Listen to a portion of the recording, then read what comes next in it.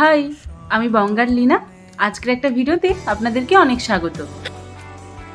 এখন বাজে বিকাল ওই 5:30 মতো। চলুন এখন কলেজে যাব, আজ তো ঠাকুর ভাসান, ওখানে একটু যাব।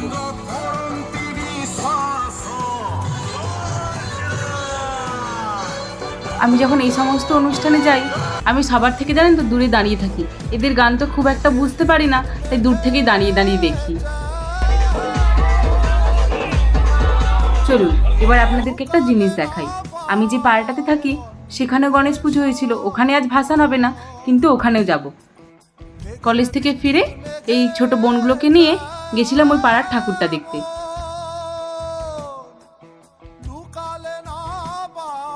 এখানে প্রত্যেকটা পাড়াতেই একটা করে গণেশ পুজো হয়েছে। আজ সন্ধে হয়ে যাওয়ার জন্য যেতে পারিনি, পরে যদি যাই আপনাদেরকে দেখাবো। তাহলে ভিডিওটা আজ এখানেই রাখি, দেখাবে পরে কোনো একটা নতুন ভিডিওতে।